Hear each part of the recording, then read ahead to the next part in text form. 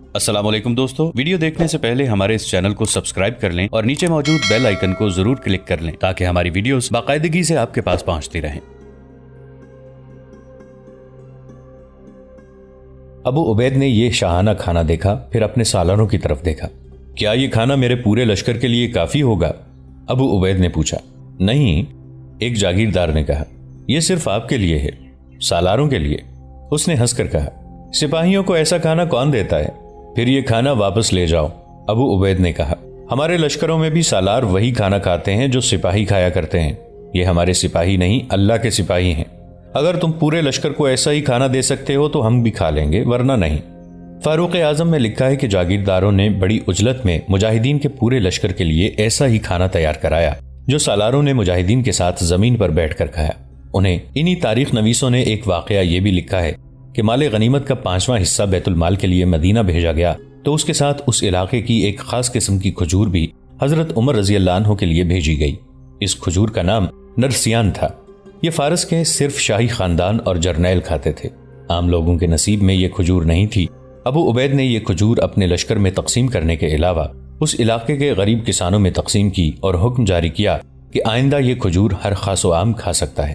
مدینہ میں خوشیاں ناچ رہی تھیں اور مدائن پر شکست اور مایوسی کی کالی گھٹائیں چھا گئی تھیں۔ رستم نے مسلمانوں کے خلاف ایک خوفناک جنگ کی تیاریاں شروع کر دیں۔ رستم نے جنگ کی تیاریاں تو شروع کر دیں، لیکن اس کے انداز اور چال ڈھال سے شک ہوتا تھا جیسے وہ اندر سے ہل گیا ہو۔ وہ غصے سے گرجتے گرجتے اچانک چپ ہو جاتا اور خلا میں گھورنے لگتا۔ ابھی جالینوس اس کے سامنے نہیں آیا تھا۔ سقاطیہ کی شکست کی وہ تفصیل سن چکا تھا۔ زرتشت کی قسم، اس نے کہا، سلطنت فارس کا یہ انجام نہیں ہونا چاہیے تھا۔ اس نے اپنے آپ سے باتیں کرنے کے انداز سے دبی دبی آواز میں کہا، یہ کیا ہو رہا ہے؟ شکست، ہر میدان میں شکست۔ کیا ہم میں غدار تو نہیں پیدا ہو گئے؟ کیا مسلمان رومیوں سے زیادہ طاقتور ہیں؟ نہیں، ان کی تعداد تو بہت ہی تھوڑی ہے۔ اس نے کمرے کے وسط میں کھڑے کھڑے سر جھکا لیا اور ہاتھ پیٹ پیچھے کر کے کمرے میں اس طرح قدم گھسیٹ گھسیٹ کر چلنے لگا جیسے وہ بھی سقاطیہ سے شکست کھا کر آیا ہو۔ رستم، اسے ملکہ فارس پوران کی آواز سنائی دی جو کمرے میں موجود تھی۔ کیا تم یقین سے کہتے ہو کہ سلطنت فارس انجام کو پہنچ رہی ہے؟ اوہ، رستم نے چونک کر کہا، ملکہ فارس؟ معلوم نہیں۔ ملکہ فارس نہیں رستم، پوران نے کہا۔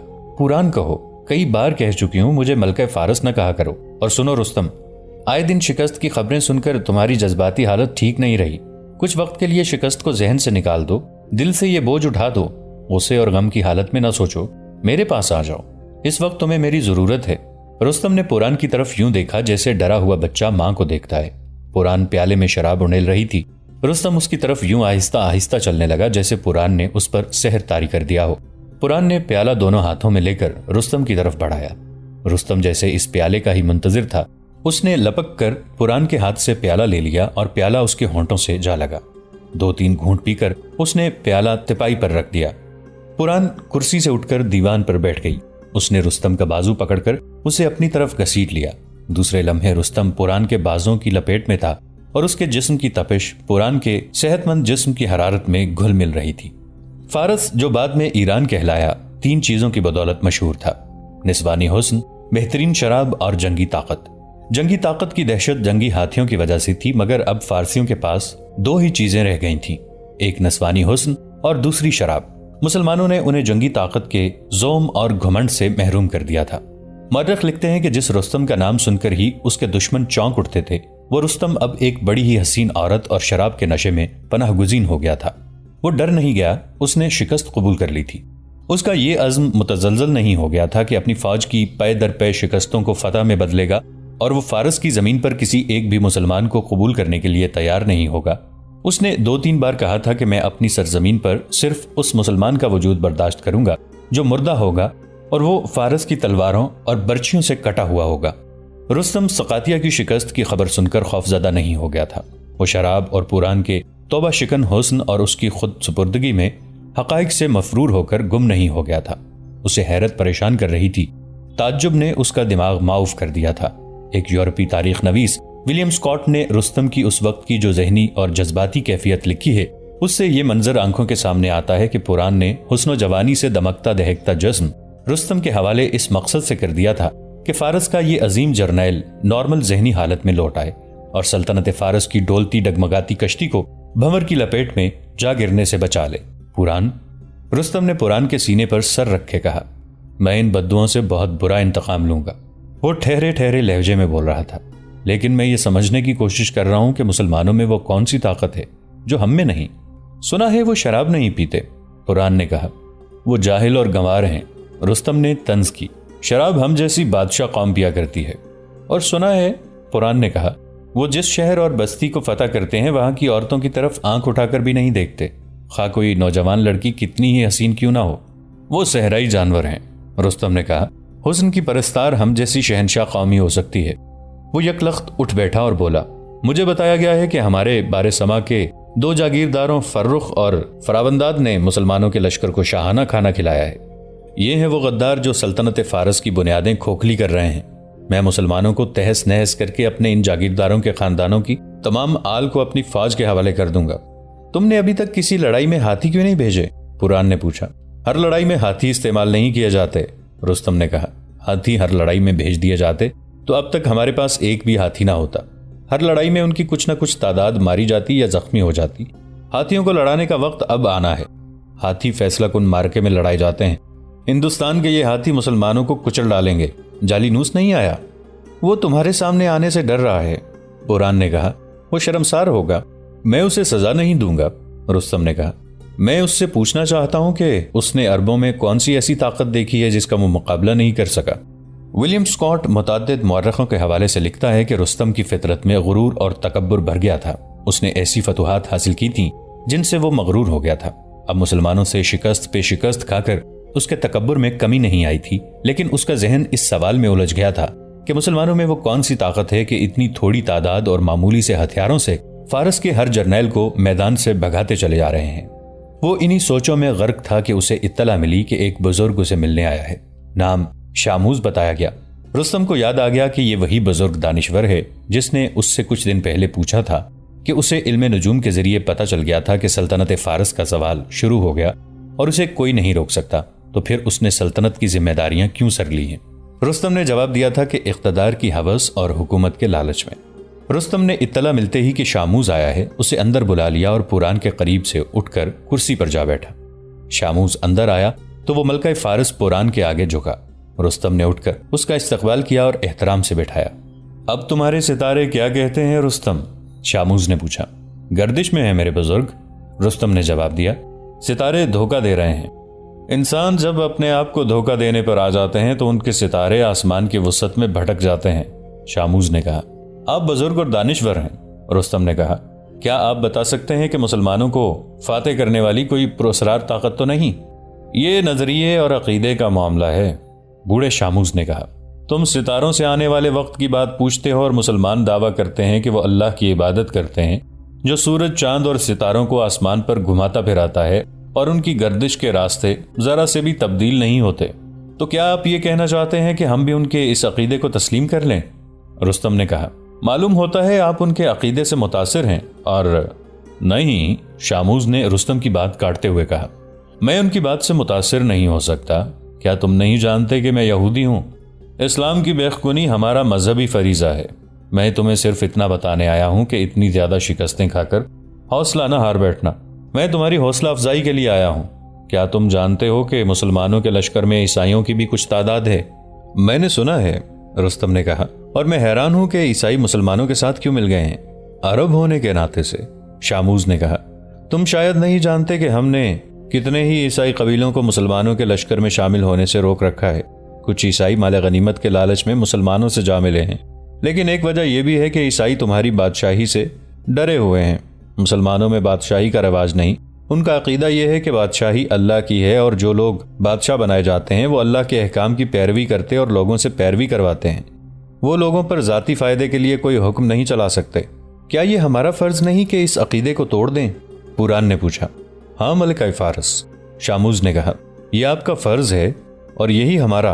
आप मैदान जंग में अपना फर्ज अदा करें और हम यहूदी जमीन के नीचे ये फर्ज अदा कर रहे हैं। शामूज यहूदी था। यहूदियत और इब्लिसियत में सिवाय नाम के और कोई फर्क नहीं।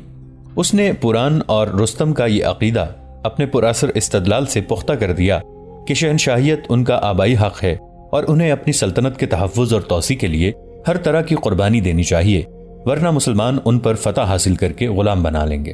ستاروں کی گردش ہے، نکلو رستم، شاموز نے کہا، اور مسلمانوں کو اپنی جنگی قوت دکھا دو اور انہیں یہ بھی بتا دو کہ ان کا مذہب ایک دھوکے کے سوا کچھ بھی نہیں، یہ کام صرف تم کر سکتے ہو۔ اور جب جالینوس رستم کے سامنے آیا تو رستم کو جیسے پتہ ہی نہیں چل رہا تھا کہ اسے کیا کہے اور کیا نہ کہے۔ جالینوس کا سر جھکا ہوا تھا۔ جالینوس، کچھ دیر بعد رستم نے وہ سکوت توڑا جو کمرے میں طاری ہو گیا تھا۔ اگر شکست کھا کر بھاگنے والے تم اکیلے ہوتے تو آج اس کمرے سے تم زندہ نکل کر نہ جاتے۔ افسوس یہ ہے کہ تم پر مجھے جو اعتماد تھا وہ مجروح ہو گیا ہے۔ تمہیں عربوں کے مقابلے میں بھیج کر میں فتح کی خبر کے انتظار میں تھا۔ کیا تم بتا سکتے ہو کہ مسلمانوں میں وہ کون سی طاقت ہے جو ہم میں نہیں؟ دہشت، جالینوس نے کہا، یہ ایک ایسی چیز ہے جو ہماری فوج میں ہے، مسلمانوں میں نہیں۔ یہ دہشت ہمارے ان اپنے سپاہیوں نے پھیلائی ہے جو مسلمانوں سے شکست کھا کر واپس بھاگ آتے ہیں۔ میں سقاتیہ کے میدان جنگ سے اس وقت نکلا تھا جب میرے سپاہی گیدڑوں کی طرح بھاگ نکلے تھے۔ میرا جذبہ اور حوصلہ قائم ہے۔ میں نے شکست کھائی ہے لیکن میں نے شکست کو قبول نہیں کیا۔ میں اس وقت تک چین سے نہیں بیٹھوں گا جب تک شکست کا انتقام نہیں لے لوں گا۔ رستم نے جالینوس کے ساتھ کوئی اور بات نہ کی۔ اس نے حکم دیا کہ اس کے جو اعلیٰ فوجی افسر یہاں موجود ہیں انہیں محل کے باہر بلایا جائے۔ اس نے فوج کے چھوٹے بڑے عہدیداروں کو بھی بلایا۔ رستم باہر نکلا۔ رستم کی پوزیشن تو کمانڈر ان چیف جیسی تھی، لیکن عملاً فارس کا بادشاہ وہی تھا۔ پران چونکہ شاہی خاندان کی عورت تھی اس لیے ملکہ اسی کو بننا تھا۔ اس نے تمام کے تمام امور سلطنت رستم کے حوالے کر دیے تھے۔ فوج کے جرنیل اور ان سے چھوٹے عہدوں کے افسر رستم کی اس حیثیت اور اختیارات سے آگاہ تھے، اس لیے اسے بادشاہ سمجھ کر اس کی تعظیم کرتے تھے۔ رستم جب باہر نکلا تو ملکہ فارس پوران اس کے ساتھ تھی اور اس کے پیچھے جالینوس تھا۔ کیا اسے تم ملکہ کہو گے؟ ایک فوجی افسر نے اپنے ساتھ کھڑے افسر کے کان میں کہا۔ رستم نے اسے بیوی بنا رکھا ہے۔ کون نہیں جانتا، دوسرے افسر نے کہا۔ رستم اب وہ رستم نہیں رہا جو میدان جنگ کا بادشاہ تھا، یہ اب فارس کا بادشاہ بن گیا ہے۔ رستم قریب آیا تو تمام فوجی افسر تعظیم میں جھک گئے۔ یہ بتانے کی ضرورت نہیں کہ آدھا فارس مسلمانوں کے قبضے میں چلا گیا ہے، رستم نے کہا۔ صرف انہی جرنیلوں نے عرب کے مسلمانوں سے شکست نہیں کھائی جو ان کے مقابلے میں لڑے نہیں۔ جابان، مروان، نرسی، جالینوس، کیا یہ شکست کھانے والے جرنیل تھے؟ رستم نے خاموش ہو کر ایک سرے سے دوسرے سرے تک سب پر نظریں دوڑائیں، پھر بولا، اب میں خود کسی جرنیل سے نہیں کہوں گا کہ فوج کی کمان لے اور عربوں کو فارس سے نکالے۔ تم بتاؤ اب کون جائے؟ تاریخ میں رستم کے یہ الفاظ تحریر ہیں۔ تمہارے خیال میں کون اجمی عربوں پر غالب آ سکتا ہے؟ بہمن جادویہ، بہت سی آوازیں اٹھیں۔ ہاں، عربوں پر بہمن جادویہ ہی غالب آ سکتا ہے۔ بہمن جادویہ کا نام ذوالحاجب تھا۔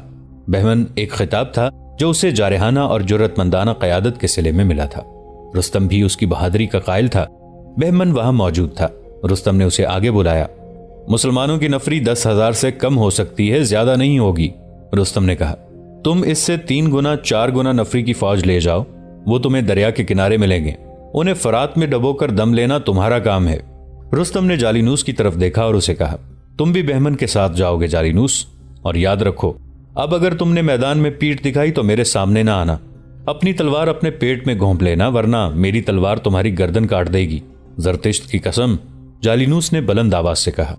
اب مدائن میں میری فتح کی خبر آئے گی یا میری موت کی۔ ایک مسلمان مورخ ابو حنیفہ دینوری لکھتے ہیں کہ رستم نے ان تمام جرنیلوں اور دیگر افسروں کو جانے کی اجازت دی اور پوران کے ساتھ محل میں چلا گیا۔ افسر وہاں سے ہٹے تو ٹولیوں میں بٹ گئے۔ ان میں بعض رستم کے حق میں باتیں کر رہے تھے اور بعض رستم کے خلاف اور پوران کے حق میں بول رہے تھے۔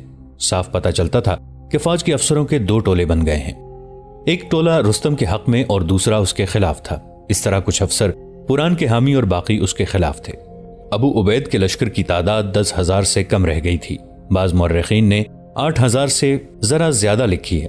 کئی مجاہدین شہید ہوئے اور ایسے زخمیوں کی بھی تعداد کچھ کم نہ تھی جن کے زخموں نے انہیں لڑنے سے معذور کر دیا تھا۔ سقاتیہ کی لڑائی کے بعد ابو عبیدہ اپنے لشکر کو دریائے فرات کے کنارے قصن ناطف کے مقام پر لے گئے تھے۔ لشکر اگلی لڑائی کے لیے آرام اور تیاریاں کر رہا تھا۔ تبری اور 3-4 اور مورخوں نے لکھا ہے کہ ابو عبید کی بیوی دوما ان کے ساتھ تھی۔ ایک پرنور چہرے والے آدمی کو میں نے آسمان سے اترتے دیکھا۔ ایک روز دوما نے اپنا ایک خواب ابو عبیدہ کو سنایا۔ اس کے ہاتھ میں شراب طہور کی سراہی تھی۔ میں نے دیکھا کہ آپ نے اور بہت سے اہل ثقیف نے اس سراہی سے شراب طہور پی۔ اس کے فوراً بعد میری آنکھ کھل گئی۔ اشارہ صاف ہے، ابو عبید نے اپنی بیوی سے کہا۔ میں اور وہ اہل ثقیف جنہوں نے شراب طہور پی ہے جام شہادت نوش کریں گے۔ اللہ نے یہ واضح اشارہ اس لیے دیا ہے کہ میں اپنی سپہ سالاری کے جانشین مقرر کر دوں، کہیں ایسا نہ ہو کہ شہادت مجھے جانشین مقرر کرنے کی مہلت ہی نہ دے۔ انہوں نے اسی روز جانشین مقرر کر دیے کہ وہ شہید ہو جائیں تو فلاں کمان اور پرچم سنبھال لے، اس کے بعد فلاں، اور اسی طرح انہوں نے متعدد سالاروں کو بتا دیا کہ کون کس کے بعد کمان سنبھالے گا۔ بہمن جادویہ بڑی شان سے فوج لے کر مدائن سے نکلا۔ مدائن کی ساری آبادی باہر نکل آئی تھی اور بازو لہرا لہرا کر اور نعرے لگا لگا کر اپنی فوج کو رخصت کر رہی تھی۔ ملکہ پوران اور رستم گھوڑوں پر سوار شہر کے دروازے کے باہر کھڑے فوج کو الوداع کہہ رہے تھے۔ دونوں مسکرا رہے تھے۔ مسلمان تم سے زیادہ بہادر نہیں، ملکہ پوران اپنے سامنے سے گزرتی ہوئی فوج سے بار بار کہہ رہی تھی۔ تم فاتح واپس آؤ گے۔ مورخ لکھتے ہیں کہ مدائن سے فوجیں مختلف محاذوں کو جاتی ہی رہتی تھیں اور بارہا گئی تھیں، لیکن ایسی شان و شوکت سے پہلی بار فوج کو رخصت کیا گیا جس طرح بہمن یادویہ اور جالینوس کے دستوں کو رخصت کیا جا رہا تھا۔ رستم اور پوران کچھ دور تک اس فوج کے ساتھ گئے اور ایک ٹیکری پر کھڑے ہو کر ان دستوں کو رخصت کیا۔ ان دستوں میں گھڑ سوار زیادہ تھے اور ان کے ساتھ ہاتھی بھی تھے۔ یہ پہلا موقع تھا کہ مسلمانوں کے خلاف ہاتھی لے جائے جا رہے تھے۔ کسی بھی مورخ نے ہاتھیوں کی تعداد نہیں لکھی۔ کچھ اشارہ ملتا ہے کہ ان کی تعداد ہزاروں میں نہیں سینکڑوں میں تھی۔ یہ تو تقریباً ہر مورخ نے لکھا ہے کہ ان میں ایک ہاتھی سفید تھا جو عام ہاتھی سے 1.5 گنا قوی ہیکل تھا۔ ان ہاتھیوں کی شان ہی نرالی تھی۔ ان پر ہودے کسے ہوئے تھے جن میں تیر انداز اور نیزوں والے کھڑے تھے، اور ہر ایک کی گردن پر ایک ایک مہاوت بیٹھا تھا۔ ہر ہاتھی کے ساتھ بڑے بڑے گھنٹے بدے ہوئے تھے جو بجتے تو بہت اونچی آواز دیتے تھے۔ سینکڑوں ہاتھیوں کے گھنٹوں کی تعداد 1,500 کے لگ بھگ تھی۔ گھنٹوں کی آوازوں سے کانوں پڑی آواز سنائی نہیں دیتی تھی۔ ہر ہاتھی کے دونوں پہلوؤں سے لوہے کی زنجیریں لٹک رہی تھیں۔ ان زنجیروں کی وجہ سے ہاتھی کے پیٹ پر تلوار کا وار نہیں کیا جا سکتا تھا۔ ان ہاتھیوں کو جنگی تربیت دی گئی تھی اور انہیں خوراک اتنی زیادہ دی جاتی تھی کہ ہر وقت مستی کی حالت میں رہتے تھے۔ یہ ہاتھی سندھ کے اس وقت کے راجا نے فارسیوں کو بھیجے تھے۔ اس کے کچھ عرصہ بعد فارس کے بادشاہ کی فرمائش پر راجہ داہر نے بھی کچھ ہاتھی بھیجے تھے۔ ذوالحاجب جالینوس نے بہمن جادویہ سے پوچھا، رستم اور ملکہ فارس کے گٹھ جوڑ کے متعلق تمہارا کیا خیال ہے؟ میرے خیال کی کیا پوچھتے ہو جالینوس، بہمن جادویہ نے کہا۔ میں نے فوج میں ایک بڑی ہی خطرناک تبدیلی دیکھی ہے۔ کچھ لوگ رستم کے حامی ہیں اور کچھ پوران کے۔ رستم کے پوران پر اور پوران کے حامی رستم پر شکست کا الزام لگاتے ہیں۔ میں نے بھی یہی دیکھا ہے، جالینوس نے کہا۔ مجھے خطرہ محسوس ہو رہا ہے کہ وہاں خانہ جنگی شروع ہو جائے گی۔ میں ذاتی طور پر پوران کو پسند کرتا ہوں۔ کسریٰ کے خاندان کی یہ واحد عورت ہے جس نے سلطنت فارس کے تحفظ اور توسیع کی طرف توجہ دی ہے، اور خاندان میں تخت و تاج پر جو لڑائیاں شروع ہو گئی تھیں وہ بند کرائی ہیں۔ میں بھی مدائن میں خانہ جنگی کے آثار دیکھ رہا ہوں، بہمن جادویہ نے کہا۔ شاہی خاندان میں کچھ اور ہی سیاست چل پڑی ہے۔ پوران کے خلاف یہ شکایت ہے کہ وہ رستم کی ہو کے رہ گئی ہے۔ ہمیں اپنا فرض ادا کرنا ہے، جالینوس نے کہا، لیکن ہمیں مدائن پر نظر رکھنی پڑے گی، بہمن جادویہ نے کہا۔ میں پیچھے اپنے 2 جاسوس چھوڑ آیا ہوں، وہ مجھے مدائن کے حالات سے آگاہ رکھیں گے۔ ابو عبید قصن ناطف کے قریب خیمہ زن تھے۔ قصن ناطف قلعہ بند قصبہ تھا۔ ابو عبید اپنے لشکر کو اس قلعے میں لے گئے۔ وہیں انہیں اطلاع ملی کہ مدائن سے فارسیوں کی فوج آ رہی ہے۔ ابو عبید نے اپنے سالاروں مثنہ بن حارثہ اور سلیط رضی اللہ عنہ بن قیس کو بلایا اور انہیں بتایا کہ آگے جا کر دیکھ بھال کرنے والے اپنے آدمیوں نے بتایا ہے کہ مدائن سے فوج آ رہی ہے جس کا رخ ادھر ہی ہے۔ اور میرے رفیقو، ابو عبید نے کہا، اس فوج کے ساتھ ہاتھی بھی ہیں۔ میں صرف ہاتھیوں سے ڈرتا ہوں۔ ڈر یہ ہے کہ ہمارے آدمیوں نے ابھی تک ہاتھی دیکھے ہی نہیں، وہ ڈر جائیں گے۔ ہم اپنے آدمیوں کو بتا دیں گے کہ ہاتھی کی جسامت اور شکل و صورت سے نہ ڈریں، مثنہ بن حارثہ نے کہا، اور انہیں یہ بھی بتا دیں گے کہ ہاتھیوں کی سونڈیں کاٹنے کی کوشش کریں، تیر اندازوں کو آگے کریں گے۔ سلیط رضی اللہ عنہ بن قیس نے کہا، جو ہاتھی زخمی ہوگا وہ پیچھے کو بھاگے گا اور اپنی فوج کو رونتا پھرے گا۔ اللہ ہمارے ساتھ ہے، ابو عبید نے کہا۔ سب کو بتا دینا کہ ہاتھی آ رہے ہیں اور ان سے ڈریں نہیں۔ دوسری بات یہ ہے کہ ہمیں قلعہ بند ہو کر نہیں لڑنا چاہیے۔ میں اس لیے کہہ رہا ہوں کہ قلعہ چھوٹا ہے اور مضبوط بھی نہیں، دروازے ہاتھیوں کی ٹکروں سے ٹوٹ جائیں گے۔ فارسی اندر آ گئے تو ہمارے لیے لڑنے کی جگہ تنگ ہوگی، اور خطرہ یہ بھی ہے، مثنہ بن حارثہ نے کہا، کہ اس جگہ کے لوگوں کا کچھ بھروسہ نہیں۔ اب ہمارے وفادار بنے ہوئے ہیں، ہو سکتا ہے اپنی فوج کو دیکھ کر ہمارے دشمن ہو جائیں اور برچیاں تلواریں لے کر ہماری پیٹھ پر وار کرنے شروع کر دیں۔